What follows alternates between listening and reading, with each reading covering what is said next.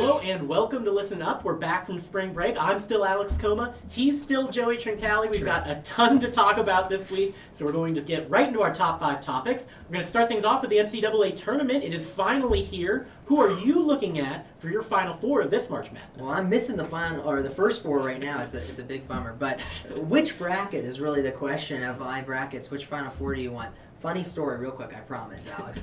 I was having a dream the other night about the NCAA Tournament because it's so confusing this year, and I thought to myself, oh, there's professional teams involved now into this tournament. And I said to myself, I need to get in there and have Seattle, the Seahawks, go to the Final Four. And this is what's going on in my brain. So don't take any of my advice for this year. That's pretty much the moral of the story. Now, seriously, who knows? 2 teams that I have in both my brackets that I have going pretty far, Louisville and Georgetown. Now, maybe I'm a little bit of a regional homer with the Georgetown pick, but I really like Otto Porter. And my thing for the NCAA tournament is you're going to have rough patches. If you're going to play 6 games in a row in such a short span, you're going to go through some tough times. And what you need when you do that is to have a star player. You got to have someone that can carry your team when everyone else is shooting 25% for a half or for a half of a half, and that's someone like Otto Porter for Georgetown. As for Louisville, I watched the Big East tournament, and I liked them a lot during that time, and I thought that they just showed incredible depth. They were able to speed it up, slow it down. Got to see our boy Montrezl Harrell just tear it up. That was actually quite sad. But yeah, I think that those 2 teams to start off are pretty safe bets to get pretty far. Although Louisville has a pretty tough little bracket over there in the number 1 seed bracket. Yeah, I mean, Louisville over there in the Midwest, Michigan State and Duke, that hurts. Tough. And, I think that you're right. I watched the Big East tournament. I hate Rick Pitino, but I had to admit it, begrudgingly at least. He's a good guy, though. Great guy. Great guy. Good husband. It really just looks like they're the best team in probably what is the best conference in the land, and so probably therefore the country. So it's really hard for me to pick against them. Duke, I just can't trust them. It's just year after year we expect this out of them, and even, with Ryan Kelly, they've had their issues. So I am not so willing to jump on the Blue Devils as much as some people have, so I do have Louisville in most of my Final Fours. Michigan State definitely could creep in there. It would not surprise me in the least to see Tom Izzo's bunch sneaking into another Final Four. Because, they're only a 3 seed, lest we forget. He's done it with lower seeds. But the team that I really look at as being the one that I feel the most confident about is Indiana. I've heard a lot of people jump off that bandwagon, except for President Obama. He is firmly on it with me. But when you talk about star players, they got 2. They got Oladipo. Yeah. They've got Zeller. Yep. That's a powerful 2-man combination. And when you look at their road, it's not that tough. In the second round, Temple or NC State, I like their odds. Third round, UNLV or Syracuse. Again, it's looking pretty good. Miami in the Elite 8, that's going to be the challenge. I like a lot of what the Hurricanes have done. They impressed me recently by winning the postseason of the ACC as well as the regular season, but I think that they will ultimately prevail. So for me, I'm looking at Indiana and Louisville as my locks.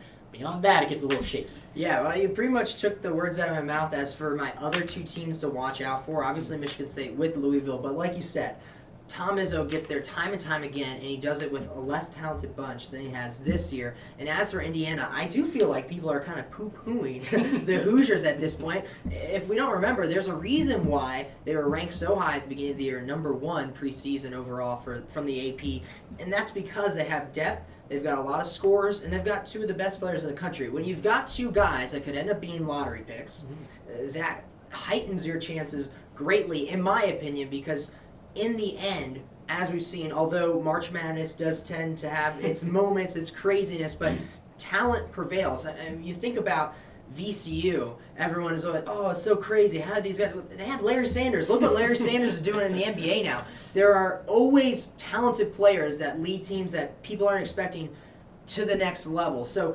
it's about the Cinderella stories, but really when you look to see who's going to go far, you have to look to a team like Indiana because Oladipo and Zeller can carry them. Yeah, and I mean, I understand your appreciation of Georgetown. Out of that bracket, though, Florida intrigues me. No one has run, everyone is doing their best to run away from Florida at full speed. But and you talk about they don't have that true star that you look for. They don't have that one guy, that Zeller or Oladipo, who could go out there and score 20 points in a game. But they do have balance, and they're a hot shooting team, and I like Billy Donovan. I like Georgetown as much as the next guy, but at times that offense can just get stuck in a rut. And if you get run up into a team that all of a sudden starts knocking down its threes, that defense isn't so effective anymore. You're So right. I personally like Florida out of that bracket. Out of the final bracket, the West bracket, I have absolutely no clue. I have agree with zero you. confidence in I agree Gonzaga. with you. I think that we're in the majority in saying that no one has any confidence in Gonzaga at all as a number 1 seed. But in a way, it's kind of like the Florida thing for Yeah. me. Everyone is running away from them. This team only lost 2 games all year. I realize that they didn't play tough competition, but think about how many times top teams lost to nobodies once they got up there. Gonzaga, not a team that did that. So I think everyone's running away from them pretty quickly. Ohio State, though, they've come on strong lately. Do you like them? No, I don't. Okay. We talked about it Okay. earlier in the week, but they're a team that seems like whenever I looked up and they were in a big Big Ten game, they would blow it, yeah, whether they at were home winning. or on the road. So I'm not particularly impressed by them. Obviously, Pitt is in there, and it's an emotional pick for me because they've never done anything in the tournament. Not a thing, except for that Elite Eight trip to where they got crushed by Villanova in the last seconds. But they've got an insanely close road here. They've got an opening it's not game. hard. They've got an opening game against. It's a 9 seed, so it's a really easy opener for them. It's a toss-up. Which is a Because toss-up we know. because technically they are an 8 seed. But this is a strong defensive team. Steven Adams, they can do some things. I like their odds. Kansas State, that's another team that they're going to have to beat out there. I like them. I don't love them. And then it comes down to how much you believe in Gonzaga and Ohio State, and I don't particularly in either of those cases. Maybe Wisconsin comes through and just ruins everything by being successful in that bracket, but I'll say Pitt. It's a complete homer All pick, right. but that's my out-of-left-field one. That's an 8 seed in the Final Four for you. Yeah, That's confidence. You got Pitt, I've got Georgetown. We're regional homers. It's okay. That's right. I think it's funny. Last thing that I predicted Florida way back in the fall, Final Four. I said book it, and now I'm kind of shying away. But Alex is taking I'm it. picking So it back up. listen up, consistent at least a little One bit. of us, yeah. All right, let's stick with the NCAA tournament. Part 2 now. We're going to look past the big teams. Let's talk about the sleepers that maybe could sneak into the Sweet 16 or even the Elite 8. Well, obviously, Pittsburgh is a Yeah. pretty big one There for you me. But beyond them, I think that, Belmont is intriguing a little bit. I've heard some people talking about them, but they get Arizona in the first round. Not exactly No a love. tough matchup. Yeah, I mean, it's 6-11, but it feels closer than that. After that, they get the 3 seed, in all likelihood, New Mexico. That one's going to be a little tougher because, Belmont is a hot shooting team. Maybe they randomly catch fire. It would not surprise me at all to see them in the Sweet 16. New Mexico hasn't beaten a lot of good teams this year. I think it's funny. Are we allowed to talk about VCU at this point? Oh, are they sure. Are they a sleeper though? I mean, would anyone be surprised? I think that's a very sexy pick at the moment. So I don't even know if I want to talk about them. How about Butler? Butler's a team that does it year in and year out. We've seen it a bunch from them. And for me, they get a who do they get first? Why am I blanking on this, Alex? Well, let's say they get past the first round, Yes, okay? Bucknell, Bucknell. excuse me. Gosh, those B teams, they'll get you down. All right, so let's say Butler beats Bucknell, not too hard of a team there. Then they would get someone like Marquette maybe if they win their first round matchup, who I don't love. We talked about it. We're not a huge fan of Marquette, so I could see them going to the Sweet 16, and then obviously they'd be going up against a very good Miami team. That's kind of a scary place to go. But how about Minnesota? An 11 seed that's getting a UCLA squad that just has been hit with the injury bug. Shabazz Muhammad is already working out for the NBA in his mind. He's not even going to be participating in the NCAA tournament. Well, for you, if you Okay. were him, how much would you want to do in the NCAA? I would like to be there. It'd be my last hurrah, and then I'd go work out and think about the NBA. So for me, and then they could play a Florida team who you like, but I am kind of shying away from. So Sure. I think that Minnesota, even though I don't love them, I like their road, Yeah. and because of that, I could see them, head into the Sweet Yeah, 16. it's completely conceivable. The other teams I would point out are a pair of 10 seeds, Colorado and Oklahoma.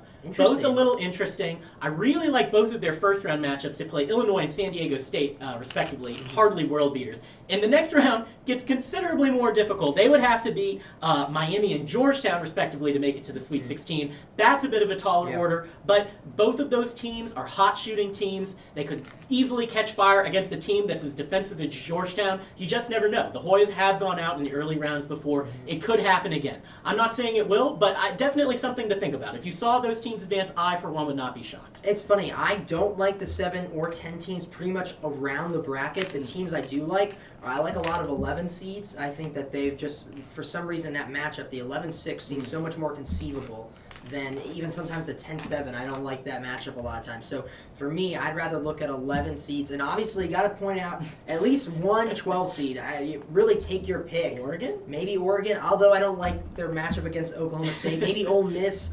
But they always win. A 12 seed always wins. It happens. It's a must. They can't play the rest of the tournament unless someone does. And Oregon seems like everyone has talked about it too much at this point for it to actually happen. Fair enough, I feel like we reach a threshold with that. But we've talked enough about the NCAA tournament. We're going to turn to the NFL as part of its 365-day-a-year season. There's been free agency talk. The Ravens have lost some key stars. The Dolphins have gained some key stars. Who would you say are the winners and losers of the NFL's free agency? Honestly, it's mostly been winners of trading for me at the moment, but I would have to say the entirety of the NFC West. I think that in general, the whole entire division has gotten a lot better, and they're no longer slouches, because that was the division to make fun of for the last few years, obviously, until we saw what San Francisco was able to do this year, and then Seattle as well. For me, getting Anquan Bolden for Colin Kaepernick is a great pickup. You give Cap a red zone target, which I think is important, and we saw how important he was to Joe Flacco last season. And then Percy Harvin, if he's healthy, which I know is a big if, but when he is healthy, he might be the most dynamic player in the NFL. It's certainly arguable, I think.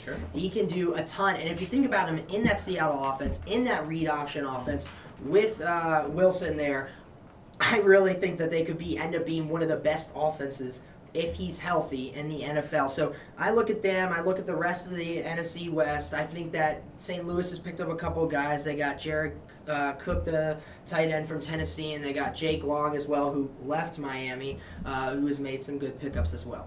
Yeah, I mean, I want to talk about Miami since you just brought them up.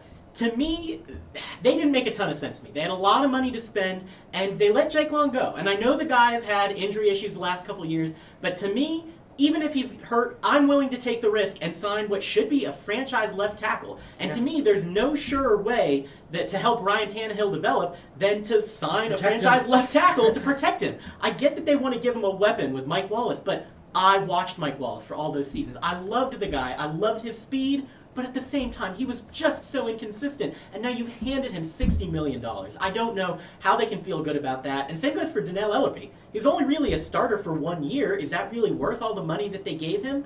But in the AFC, really, though, most of the teams did very well. Obviously, the Steelers did not. So as fun as it was to watch the Ravens suffer, it was depressing to see the Patriots and the Broncos manage to do well, even though the Broncos signed away Wes Welker from the Patriots. They still managed to make out okay by signing Amendola and essentially trading in the old model in Welker and getting the new one in Danny Amendola, just a couple of years younger. Peyton has a new target in Wes Welker. They're trying to win now very clearly at this point, and honestly, they probably will. Yeah, I mean, I thought that those were both good pickups. I was going to mention the Patriots. Another one is the Falcons, because it's been kind of quiet for them, but they picked up Steven Jackson, who is no longer a franchise running back, but let's say he's a little bit better than Michael Turner. Yeah. Well, then that actually gives them a running attack, and it could change the offense for them. And you know what? Tony Gonzalez is coming back, which is like signing the best tight end in the league, essentially. So I think that ends up being a pretty big pickup for them, too. Obviously, the defense is probably where they need the help, but for me, the fact that they shored up the offense even more, that might be end up being the most exciting show on turf next year, in my opinion. Yeah, absolutely. I think a lot of people are sleeping on Philly a little bit, too. They maybe weren't as splashy as they were in that summer of Nnamdi and Dominic Rodgers-Cromartie, which obviously didn't work out. But, Connor Barwin on a very reasonable deal, a few other mid-level pickups like Patrick Chung. I liked a lot of what they did. It was a little savvier than you might expect from them in recent years. It's interesting. After the Philadelphia year and after a couple of years like that from teams, we haven't really seen the one team go out and make huge signing after huge signing. Obviously, it probably helps that the Redskins have no money, because that's our favorite thing to do. But I think that GMs are becoming a little bit smarter and saying, you know what, though, you don't win in the offseason. Yeah, everyone but mine, All right, let's move on to the NBA. The Heat are getting all the headlines for their incredible 23-game winning streak. They're putting it on the line tonight. But the Nuggets just extended their franchise record streak to 13 games in a row at home. Which one do you think is more meaningful? Well, I mean, obviously the Heat have got history on their side. They're trying to do something historic. I mean, they're so close to the Lakers' 33 games, a streak that I certainly thought was never going to be broken, because we saw how hard it was for the Rockets to even get to 22 just a few years ago. But I really think that it's worth mentioning this Denver streak. You know, obviously it's flown under the radar compared to Miami, and they started this streak off 7th in the West. They're now essentially tied for 3rd in the West with Clippers and Memphis. And that win against the Thunder, that's a heck of a way to put an exclamation point on things. They got blown out by the Thunder by 20 the first time they played. The next 3 times they've beaten them, and only 2 of those were at home, this most recent one on the road, and they haven't made it look all that difficult. You know, a lot of times we've looked at Denver as this fun team. Maybe they're not suited for the playoffs. They're sort of starting to put it together. They've beaten Memphis 3 times. They've beaten the Clippers twice. They've even been in San Antonio once. I think it's worth considering what this streak might mean for them. So the Heat might have history, but this might be a little more relevant for the top of the Western Conference. I think that's a great point, because obviously if Denver is able to get home court advantage, it's going to be huge for them because they don't lose there. But for me, the Heat, more important simply because we've seen it before in Denver, that they are incredible at their home court. They've got the elevation thing, and it's always been that Denver has been good at home. Even when their teams haven't been as good, they've always been a very impressive home team. So for me, watching the Heat win 23 in a row and it looked easy, easy. The NBA should be terrified because it has not even been difficult. They've had to win some games at the end, but it hasn't really ever seemed like it was out of grasp. They were down by 10 in the 4th quarter against the Celtics, who were the one that beat the Rockets back when they had their 22-game winning streak, so everyone thought, oh, this is going to be it. I woke up my roommate, I was like, come on out. And even though it was close, even though they needed a LeBron James jumper in the final 20 seconds, it still seemed like they had it completely in their hands and that it was easy for them. That is scary, and I think they really do have a chance at going and getting to that 34-game streak. Yeah, I mean, when you look at the schedule, there are 2 big ones that stand up that they have to have. They've got tough road games in Chicago and in San Antonio. Both of those are going to be extraordinarily difficult, particularly that San Antonio one. I believe that's game number 7 of the 10 that they need to tie it. So that's going to be right at the end, and you know the Spurs are going to want to put them in their place. And Tony Parker probably will be back then, so that could be very interesting. All right, moving on to the NHL quickly as the season has gone on. Both conferences have gotten a little top-heavy. Penguins and Canadiens up top in the East, Blackhawks and Ducks in the West. Who do you think will still be around come playoff time? I had a couple things to say about all 4 of those teams, but I'll keep it short. I do think all of those teams will be around. I think that the Penguins, when they're healthy, are probably the best team, even better than the Blackhawks. Yeah. Look at you. Am I reverse jinxing? No, I'm being completely honest. If Crosby is healthy, that team's the best team in the NHL, even if Gino's out on the sidelines. 2 other teams to look at that could be interesting that aren't in that 4. The Kings, if you look at advanced stat metrics, they're not even playing up to their potential, and they're currently 4th in the West, so they're a team to look out for. They obviously still have a great goalie in Quick, so when they get to the playoffs, you have to watch out for them. And then the Bruins. They're a deep team. They're able to control the puck, which when you get to the playoffs, having good puck possession is extremely important. So for me, those 2 teams out of the East and the West could be other teams, including those 4 that you mentioned, Alex, that could be dangerous teams when we come to the Stanley Cup playoffs. Yeah, it's funny that you mentioned the Bruins because I wanted to talk about them too. They're only 2 points behind the Canadiens right now, and to me, Montreal strikes me as the one that I could see falling out. You know, obviously they've played well recently. They do have the stats to back it up. It's 5th in offense, 7th in defense in the league, and that's impressive. But here's the thing. I've never believed in Carey Price. I don't think Carey Price has ever believed in Carey Price. And he's having a phenomenal season. He's only allowing 2.35 goals a game. That's 0.2 lower than his career average. So it wouldn't surprise me to see things start to regress a little bit. The Bruins nip at their heels. They've got 2 more head-to-head meetings. That's a big rivalry and will be very important down the stretch. So it wouldn't shock me to see Montreal fall out of things a little bit in place of those Boston Bruins. But you're right. Everyone else are awful good hockey. We know that the French Canadians don't really believe in Carey Price for the most part. So, hey, you know what? Good luck to Carey. Yeah, that's right. All right, let's move on. Let's go to Pick'em. You're still up 2-0. We split last week. I got a big win from Oklahoma City just to keep me from not going down 3-0. Thank goodness. Let's start with the NCAA Tournament. UNC versus Villanova. Who do you got? I've watched Villanova play this season a couple of times, and they are truly infuriating. I really hate them. I know that UNC has had some of the same infuriating inconsistency issues, so very similar teams here, but I will say that the Heels build on their good ACC tournament performance. They didn't win it. They came awful close, and I will take the Tar Heels in this one. I agree with you completely. I thought that they were very impressive in the ACC tournament, and because of that, I could even see them sneaking into the Sweet 16. I think they have the talent. Things have to go right, but I think they do have the talent to compete with Kansas in the second round if both teams should get there. All right, staying in the NCAA, we got Notre Dame going to Iowa State. Alex, you're up 2-0, and you're throwing me this one. You know I'm going to pick Notre Dame. You know I don't love it, but go Irish. I do think that, honestly, that they are better than this Iowa State team. I'm not impressed with Iowa State, but I don't like that you're doing this. I didn't do it intentionally. I forgot about that. But it works out because I do like Iowa State a little bit. They haven't been in a lot of good competition, but you know what? They're averaging close to 80 points a game. And the thing with Notre Dame, it always is with Mike Brey teams, live by the three, die by the three. Maybe they go cold. Maybe the Cyclones whirlwind them out of the building. There's a pun for you. I'm taking Iowa State. All right.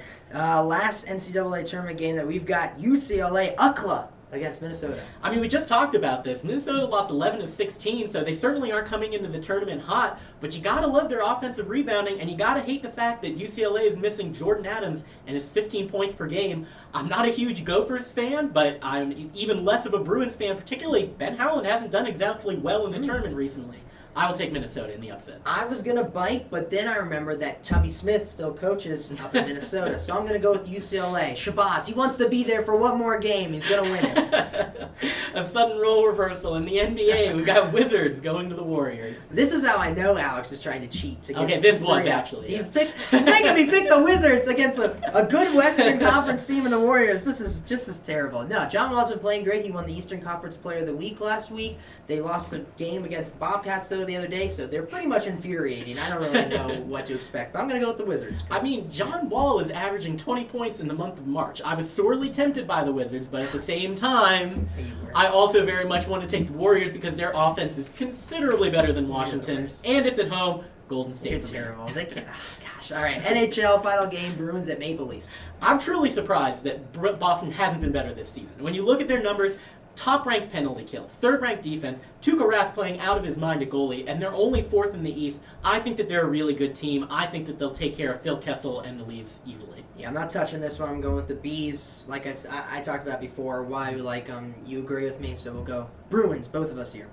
All right, we're going to light it up with our quick hits. Start things off. The Dominican Republic rolled to a perfect 8-0 record in the World Baseball Classic. Do you care? I cared when the U.S. was playing, but now that they lost, or when they lost, I was pretty much done. Of all the recent televised events, I'll say that I care about this one more than the Winter X Games, but that's not a high bar to clear, so the answer is still less. Wow. All right, lowly Robert Morris ousted defending champion Kentucky from the NIT in the first round. How bad does that hurt Coach Cal? Probably a little bit, but he just got done signing 5-star recruits today, so I think he'll get over it. I was going to say, the players still know they're going to end up probably going to the league. If they go to Kentucky, they're going to continue to go there. He's fine. All right, an umpire in an Angels-Brewers string training game called balls and strikes from behind the pitcher's mound. Do you like that? I am intrigued. I don't hate it. I think that it's hilarious. What if he calls a bad call? The pitcher's right there. He can just sort of turn around. It's a lot of pressure on the ump, right? Tiger Woods and Lindsey Vonn, they have announced that they are Facebook official. You like this couple, Alex? They could totally, their kids could totally dominate the new sport of ski golf. I, like everyone else, miss Eli. Just personally.